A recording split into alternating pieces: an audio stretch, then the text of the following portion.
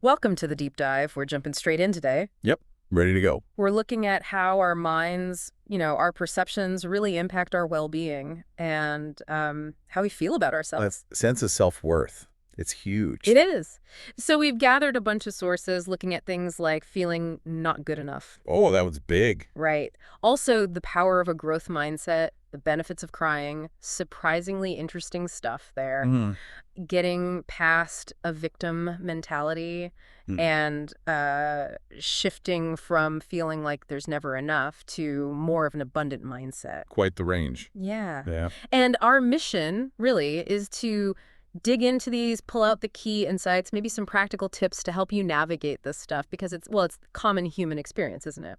Absolutely. And what strikes me right away is how interconnected it all is. Mm-hmm. These aren't separate boxes. Good point. Different facets of the same thing, maybe. Sort of, yeah. Yeah. Different ways of looking at how we talk to ourselves inside and how that, shapes everything else. Okay, so let's kick off with that first one, that feeling of not good enough. It just seems so universal sometimes. It really does. One thing that came up a lot was how social comparison fuels it.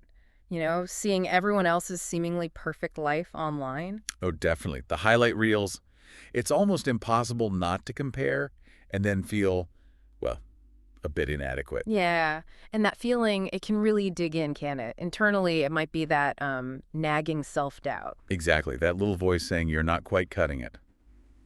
And an expert we looked at from the British Association for Counseling and Psychotherapy mentioned this real need for perfection, too. Right, like you always have to look like you've got it all together. Yeah, even when you're feeling the opposite inside.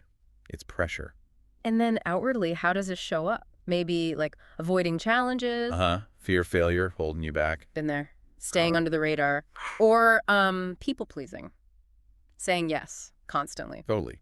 Just trying not to disappoint anyone, worrying what they think. Yeah. Spreading yourself too thin. So spotting these patterns, just noticing them, is a big first step. That came through in the sources. Yeah, and acknowledging it's normal. It's common. But the key insight, I think, is understanding where self-worth really comes from.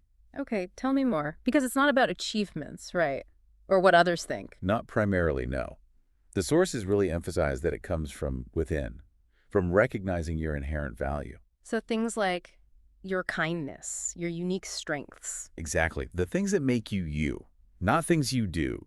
Like for you, maybe it's that sense of humor you bring to things. Huh? Maybe. Not exactly an achievement. Right. And for me, maybe it's, I don't know, trying to be a good listener. These aren't trophies on a shelf. So for you listening, what comes to mind? What are those strengths you have that aren't about, ticking boxes? That's the core of it. And even with accomplishments, it's about recognizing the small wins, too. Like learning to ride a bike. You don't just get on and go. Precisely. Every little wobble you correct, every meter you manage, that's progress. It's about self-compassion, acknowledging the effort. Okay, that leads really nicely into the next idea, cultivating a growth mindset. Ah, yes. Carol Dweck's work. Big impact there. So the basic idea is believing your abilities aren't fixed, right? You can develop them. Exactly. Through effort, through learning, persistence. It's the opposite of a fixed mindset, where you think, I'm either good at this or I'm not. And the core difference is how you view what? Challenges, mistakes. Both, really. With a growth mindset, a challenge isn't a threat. It's an opportunity to learn. A mistake isn't like final proof you can't do it. It's feedback. It's valuable feedback, yeah. Information for next time. So practically speaking, how do you actually develop this? What did the sources suggest? One big thing is consciously reframing challenges. Seeing them as like interesting puzzles instead of roadblocks. Okay, so if something's hard, you lean in instead of backing away? Sort of, yeah. And then there's the self-talk, catching those negative thoughts. I'll never get this. Right, and changing it to a question like, okay, what can I try differently? Or what step can I take to get better? It's a subtle shift, but powerful. And valuing effort itself, not just the outcome. Hugely important. Effort is the engine of growth, like watering a plant, You got to keep doing it. Persistence too, like climbing a mountain one step at a time. Yep, and patience. Real skills take time to build. It's not instant. Like Ugh. building a house, you need a solid foundation first. Or planting a tree takes time to grow strong. Good analogy. Yeah. And seeking feedback is another one. Seeing it as helpful, not criticism. Surrounding yourself with positive people. Does that help? Definitely. Like planting yourself in fertile soil. Yeah. Right? Also, just trying new things, asking questions, maybe even keeping a learning journal. Tracking your progress. And seeing failure differently. As data, Huh. as a roadmap almost. It tells you what not to do or what needs more work. Setting small goals helps too. Like learning 5 new words a day if you're learning a language. Perfect example.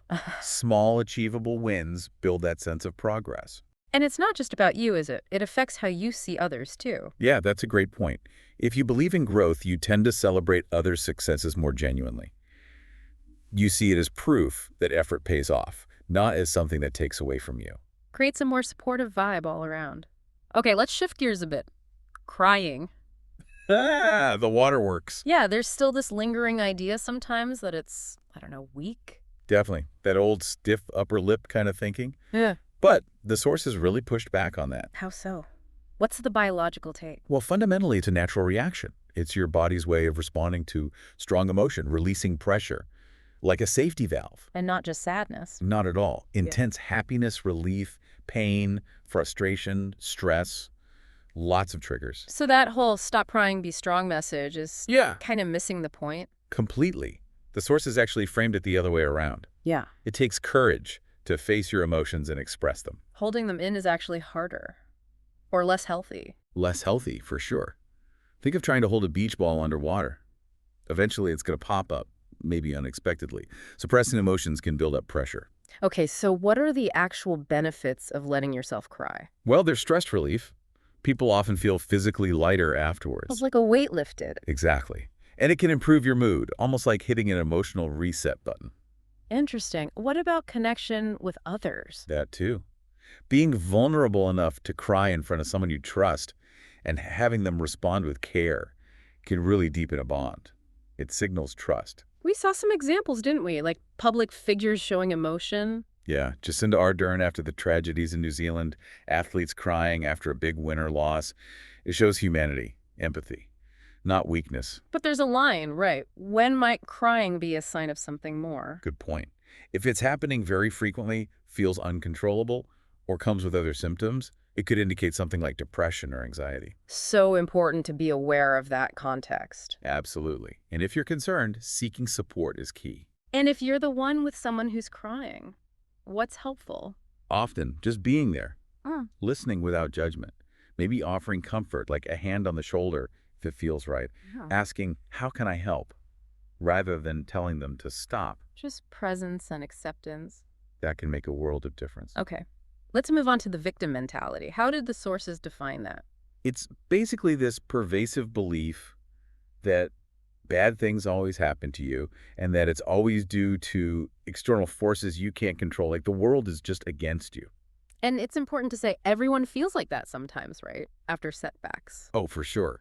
Especially after really tough times. It becomes a problem when it's not just a temporary feeling, but like your default setting, your identity almost. What are some signs, like if you're wondering if you fall into this sometimes? Well, constant blaming of others is a big one. Feeling powerless, like nothing you do makes a difference.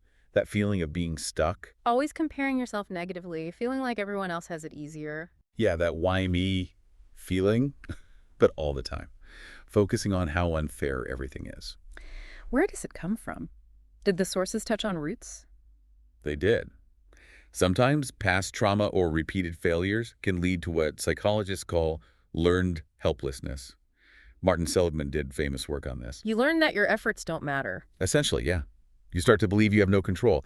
And interestingly, some research also suggests that sometimes society can unintentionally reinforce it. How so? Well, you might get sympathy or support when you present yourself as a victim, which can, in a way, make it harder to let go of that identity. That's complex, but staying in that mindset is damaging, isn't it? Definitely. It strains relationships. People get tired of constant blame or negativity. It stops personal growth because you don't believe you can grow or change things. Affects your whole well-being. Absolutely.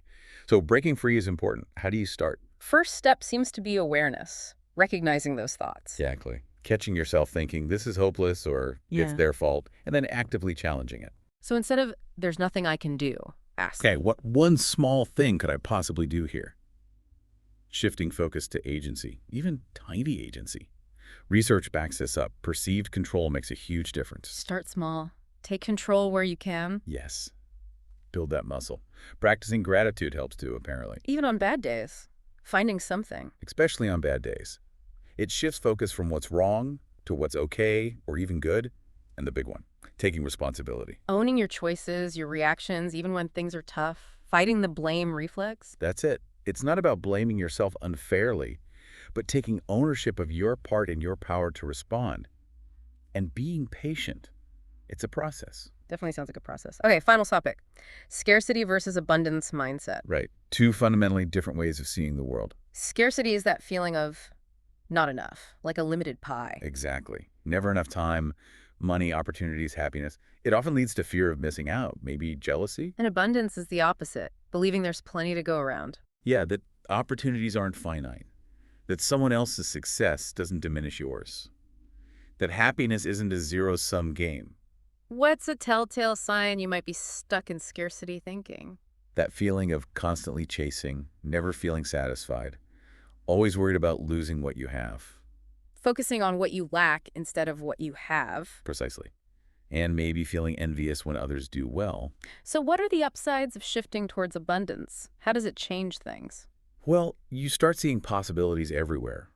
You focus more on solutions than problems. And it tends to build better relationships. How so? Because you're not seeing everyone as competition. Remember that example of the bakery owner? Oh yeah, collaborating with rivals instead of fighting them. Right. Sharing ideas, resources, believing that a rising tide lifts all boats.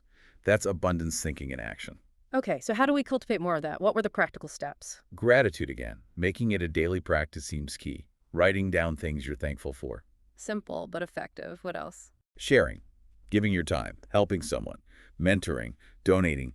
It creates a feeling of having enough to give away. Counters that scarcity feeling directly. Exactly. And consciously stopping the comparison game. Focusing on your own journey, your own progress. Easier said than done sometimes. Oh, totally. But crucial. Also, letting go of fear, fear of loss, fear of failure. Practices like meditation or journaling can help there. And celebrating others, genuinely. Yep. Congratulating people sincerely. Yeah. It shifts your focus from lack to possibility. And just appreciating the present moment, the small things. Taking small steps towards it. It all adds up. It's about training your brain to see the good, the potential, the enoughness. So wrapping this all up, we've covered a lot of ground. Feeling inadequate, growth, emotions, taking control, abundance. Yeah, and as we said at the start, they're all kind of tangled together, aren't they? Yeah. Different sides of how we manage our internal world. Absolutely. I guess the big takeaway is we have more power than we think to shape that internal world. Definitely. Whether it's challenging those not enough thoughts or embracing effort or allowing our emotions or owning our story or seeing abundance, it starts with awareness. And then making intentional shifts. Small ones maybe, but shifts nonetheless. So maybe a question for you listening is, which of these ideas really hit home for you right now? Is it the not good enough feeling? Or maybe the fixed versus growth mindset thing? Or how you handle emotions? Do you lean towards feeling like a victim sometimes or towards scarcity? Just noticing where you land. Yeah. And here's that final thought to maybe mull over. What's one small, really doable step you could take, maybe even today, to nudge your perspective? Just a little nudge. Towards feeling a bit more empowered, maybe? Or seeing things with a slightly wider lens. Because understanding all this stuff is great. It's the foundation, but the real change, the transformation. That comes from actually applying it, trying it out in your own life. Couldn't agree more.